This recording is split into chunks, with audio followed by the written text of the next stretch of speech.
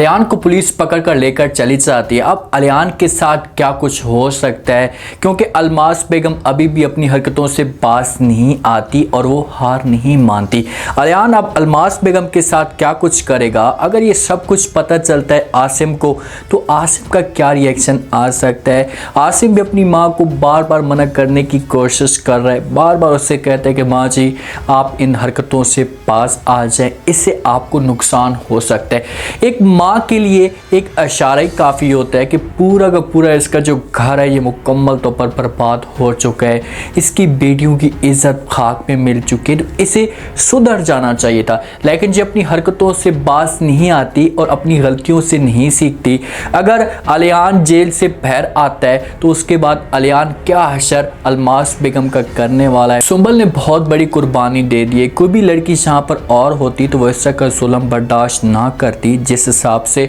सुंबल ने बर्दाश्त किया। और सुंबल को इस बात का पता चला है कि भाई सारा का सारा जो कसूर है वो मेरी माँ का है, तो ये सबसे अच्छा फैसला करती कि अलियान के पास चली जाती है। देखें कि अगर ये ज़िद करती और ना जाती तो तलाक तक बात जा सकती थी, जिसकी वजह से सुंबल की जो मोहब्बत है हमेशा के लिए इससे दूर चली जाती। सुंबल तो अलियान के साथ सच्ची मोहब्बत करती है और वो अलियान को नहीं खोना चाहती, इसी वजह से ये पहुंच जाती है अलियान के पास। अलियान के पास वहाँ पर जाती है, अलियान के साथ बातें करती है, उसे समझाने की कोशिश करती है, लेकिन अलियान भी इतना अब अंदर से टूट चुका है जो अपनी ज़िद पे अभी भी वो कायम है कि वो सुंबल को माफ़ नहीं करता और सुंबल को तरह तरह की तकलीफ़ें देता है। एक कोई गर्लफ्रेंड फंसाता है, उसके साथ रब्ता करता है, हो सकता है कि उसे अपने घर में बुलाए, उसे अपने घर में बुलाता है, अच्छे अच्छे खाने तैयार करवाता है, सुंबल को आर्डर देते हैं कि भाई आप ये पका कर लेकर आ जाएँ। सुंबल बेचारी अब सब कुछ बर्दाश्त कर रही है, लेकिन अलियान जो वो चम्मच अपने हाथ से पकड़कर अपनी गर्लफ्रेंड को खिलाता है। जब ये सुंबल सीन देखती है तो उसकी आंखों में आंसू आना शुरू हो जाते हैं। सीन होता है सुंबल के लिए, समझो कि सुंबल अंदर से मुकम्मल तौर पर टूट जाती है। कोई भी लड़की हो यहाँ पर, उसके ऊपर जितने भी जुल्म हो, उसको जितनी भी तकलीफ़ें दी जाएँ, हर रोज़ उसे तकलीफ़ पहुँचाई जाए, लेकिन जब उसके सामने इस तरह की तकलीफ़ आती है कि उसका जो हस्बैंड है वो किसी और के साथ घूम रहा है या किसी और के साथ अपना वक्त गुजार रहा है, तो लड़की ये सब कुछ बर्दाश्त नहीं कर सकती। और सुंबल तो देखेंगे सब्र से सब कुछ बर्दाश्त कर रही थी, लेकिन अलियान इस हद तक भी जा चुका है। इस भी अब ये चीज़ें चाहती है और मेरी भी राय चाहिए कि अलियान जो है वो सुंबल को माफ़ कर दे और सुंबल के साथ इस तरह की ज़्यादती ना करे, क्योंकि सुंबल बेचारी का कोई कसूर नहीं है। वो तो उसे तो सिर्फ माँ की वजह से सज़ा मिल रही है, उसने तो मोहब्बत की थी अलियान के साथ सच्ची। जब ये सारा सीन होता है तो बाद में सुंबल आती है, अलियान के पास आकर बात करती है, इससे कहती है अलियान आप मुझे जितनी भी अज़ियत देना चाहते हैं दे सकते हैं, मुझे जितनी भी तकलीफ़ देना चाहते हैं दे सकते हैं, मुझे भूखा रख सकते हैं, प्यासा रख सकते हैं, लेकिन खुदा के लिए आप मेरे साथ ऐसा ना करें जो ये सब कुछ आप कर रहे हैं। इसके आगे हाथ जोड़ती है बेचारी, माफ़िया मांगती है, लेकिन अलियान का दिल पत्थर बन जाता है, वो माफ़ नहीं करता हमारी सुंबल को। उससे कहते हैं कि चाहे जो कुछ भी हो जाए मैंने आपको सज़ा देनी है, क्योंकि मेरी जो बहन है आपकी माँ की वजह से सब कुछ हुआ था, तो मैं आपको इतनी तकलीफ़ देना चाहता हूँ ताकि अलमास बेगम के होश उड़ जाएं, जब उसको इस बात का एहसास हो जाए और कि बच्ची को जब इतनी ज़्यादा तकलीफ़ देती है तो उसके ख़ानदान के ऊपर क्या गुजरती है, और जब अपनी बच्ची को तकलीफ़ होती है तो फिर अपने ऊपर क्या गुजरती है। जहाँ से ये बातें कहकर अलियान चला जाता है, सुंबल अंदर से टूट फूट कर शिकार हो जाती है, उसे समझ नहीं आ रही होती, अपनी माँ को भी छोड़कर आ जाती है। और जहाँ पर अलियान भी इसके साथ ठीक नहीं रहता, माँ तो इसे लेने के लिए आई थी, लेकिन सुंबल ने इनकार कर दिया था अपनी माँ को और कह दिया था कि माँ जी चाहे जो कुछ भी हो जाए मैं आपके साथ नहीं आऊँगी। सुंबल कुछ टाइम के बाद जाती है अपने भाई के पास, क्योंकि एक भाई होता है जो इनकी सपोर्ट करता रहता है, इनके जो दुख होते हैं इनके साथ शेयर करता है, इनकी सपोर्ट बनता है, जिसकी वजह से बहनों की जो एक मुसीबत होती है, जिनके ऊपर जो परेशानी होती है, ये तकसीम हो जाती है। अगर आपके ख़ानदान के अंदर की कोई बहन या आपका कोई भाई ऐसा कहो जो आपके साथ खुलकर बात करे, करे, आपकी तकलीफ़ को समझे, तो इस तरीके से आपकी जो परेशानियाँ होती हैं इसे थोड़ी सी बढ़ जाती हैं, ये थोड़ी सी तकसीम हो जाती हैं और आपके दिल को रिलैक्स मिल जाता है, सुकून आपके दिल को मिल जाता है। सुंबल आती है अपने भाई के साथ आकर ये सारी बातें करती है, उसे सब कुछ बता देती है कि भाईजान मुझे वो तरह तरह की तकलीफ़ें दे रहा है, मुझे तरह तरह की अज़ियतें दे रहा है, लेकिन मैं सब कुछ बर्दाश्त करने के लिए तैयार हूँ क्योंकि मैं उसके साथ मोहब्बत करती हूँ, उसके बगैर नहीं रह सकती। जब आसिम ये बातें सुनता है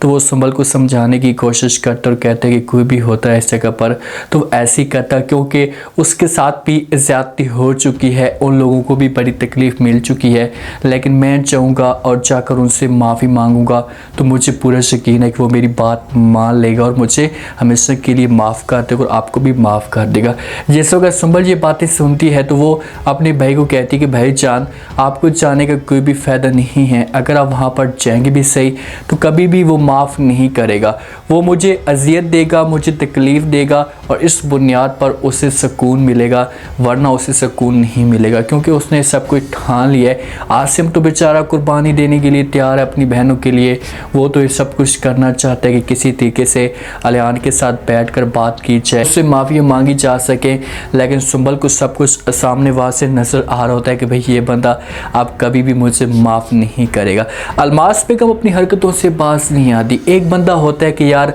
चलो ठीक है, उसकी बहनों का जो उसकी बेटियों का घर बर्बाद हो गया तो उसके बाद भी वो बंदा सुधर जाता है और ऐसी हरकतें नहीं करता, लेकिन वो अभी भी डटी हुई है, एक ढीठ बनकर सारी बातें बर्दाश्त करती है और अपनी चालों से बाज नहीं आती। नेहा के पास आती है, नेहा को तंग करने की कोशिश करती है कि भाई आपने डॉक्टर के पास जाना था, गई हैं या नहीं, क्या बना। तो आगे से नेहा कहती है कि भाई इस वक्त आसिम की तबीयत ठीक नहीं है, जैसे उसकी तबीयत ठीक होगी तो उसके बाद हम चले जाएंगे। तो आगे से अलमास बेगम कहती है कि भाई डॉक्टरों के पास क्या जादू की छड़ी होती है जो आपके ऊपर छड़ी घुमाएंगे और आप बच्चा पैदा कर देंगी। आप साफ साफ बोल क्यों नहीं देती कि आप 5 और कभी भी बच्चा पैदा नहीं कर सकती। जिस वक्त नेहा ये बातें सुनती है तो तकलीफ़ होती है, क्योंकि जो औरत होती है उसके लिए ये लफ्ज़ गुजरता है तो वो औरत ही ये सब कुछ जान सकती है कि भाई ये जो एक छोटा सा लफ्ज़ होता है ये कितना तकलीफ़ दे होता है। नेहा को तकलीफ़ होती है लेकिन चुप है बेचारी, उसे इस बात का पता है कि भाई इस औरत के साथ ऐसी दिमाग मैंने जो है वो अपना ख़राब करना है, तो इससे बेहतर है कि इसे मैं कोई भी जवाब ना दूँ।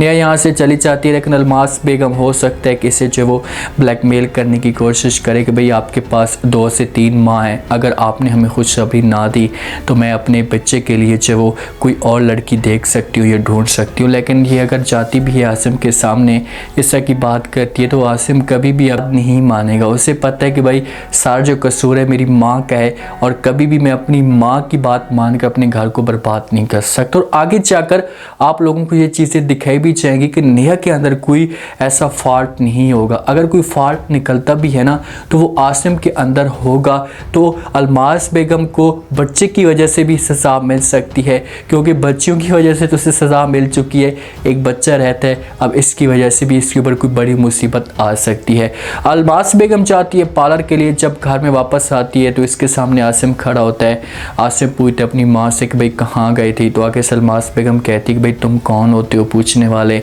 मैं तुम्हारी माँ हूँ, मेरी मर्जी है, मैं जहाँ पर भी जाऊँगी। तो आगे से आसिम कहते कि आप सुंबल के पास गई थी, तो अलमास बेगम इनकार करती और कहती कि नहीं मैं सुंबल के पास नहीं गई थी, मैं गई थी अपने पार्लर में। आसिम जो होता है वो इनकार कर देता है, अपनी माँ को उससे कहते हैं कि आज के बाद आप ऐसे पार्लर नहीं जाएंगी, आपका पार्लर जाना आना सब कुछ बंद। तो अलमास बेगम जब ये अल्फाज सुनती है तो हैरान और परेशान हो जाती है, अपने बेटे के साथ मगजमारी नहीं कर सकती, उससे इनकार तो नहीं कर सकती। लेकिन आसिम भी अब डटा हुआ है, चाहे जो कुछ भी हो जाए, से अब औरत नहीं जाएगी घर से बाहर, घर के अंदर ही रहेगी। लेकिन ये फिर भी कोई ना कोई गेम डाल देती है, इससे पता है कि मेरी बच्ची को जो वो तकलीफ़ मिल रही है, ये पुलिस में जाती है और जाकर रिपोर्ट करवाती है और जाकर जो वो पुलिस को लेकर पहुंच जाती है अलियान के घर। अलियान को पुलिस पकड़ कर लेकर चली जाती। अब क्या होगा इस जगह पर, क्या क्या चीज़ें आप लोगों को आगे जाकर दिखाई जा सकती है। अगर अलियान को पुलिस पकड़ कर लेकर जाती है तो उसके बाद क्या कुछ हो सकते हैं, क्योंकि इसको अब छुड़ाने वाला तो कोई बंदा भी नहीं है,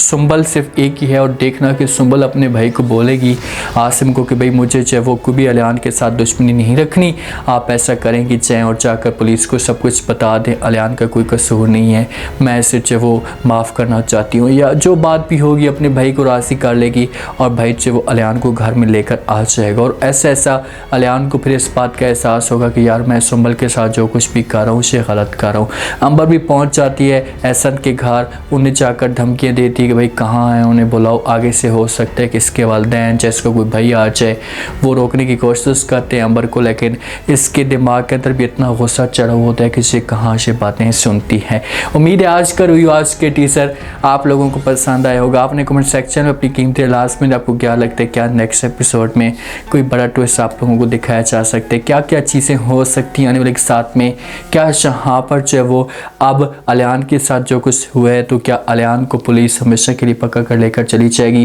क्या कुछ हो सकता है आगे जाकर अलियान के साथ। अपना फीडबैक लास्ट में दें। शुक्रिया।